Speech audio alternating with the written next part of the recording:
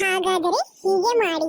ಬಾಯಿಯ ಹುಣ್ಣು, ಹೊಟ್ಟೆ ಹುಣ್ಣು ಕಡಿಮೆ ಮಾಡಲು ತುಳಸಿ ತಪ್ಪಲು ಬಳಸಲಾಗುತ್ತದೆ.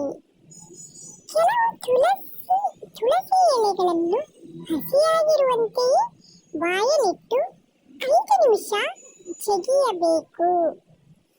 ಓಕೆ, ನಂತರ ಸ್ವಲ್ಪ ನೀರಿನೊಂದಿಗೆ ಕುಡಿಯಬೇಕು.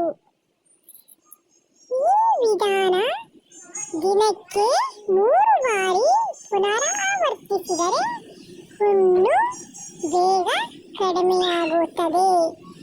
ಓಕೆ, ಇದೊಂದೇ ಅಲ್ಲ, ಬಸಳೆ ಸೊಪ್ಪು ಅಂತ ಇರುತ್ತೆ, ಅದು ಕೂಡ ಜಗಿದು ರಸವನ್ನು ಬಾಯಲ್ಲಿ ಒಂದು 5 ನಿಮಿಷ ಜಗಿದು ರಸವನ್ನು ಹಾಗೆ ಇಟ್ಟುಕೊಂಡರೂ ಸಹ ಬಾಯಿಯಲ್ಲಿ ಹುಣ್ಣು ದಿನಕ್ಕೆ 3 ಬಾರಿ ಮಾಡಲೇಬೇಕು. ಓಕೆ, ಬಾರಿ ಪುನರಾವರ್ತಿಸಿ ಹುಣ್ಣು ಬೇಗ ಕಡಿಮೆಯಾಗುವುದು.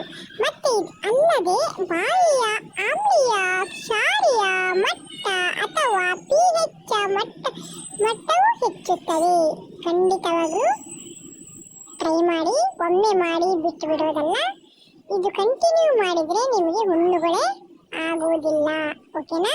1-2 ಬಾರಿ ಬಿಟ್ಟು ಯಾವಾಗಲೂ ಒಮ್ಮೆ ಮಾಡಿದರೆ ಪ್ರಯೋಜನವಿಲ್ಲ.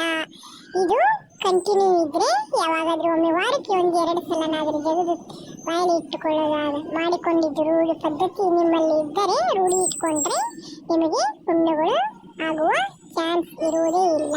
ಓಕೆ, ಟ್ರೈ ಮಾಡಿ ನೋಡಿ.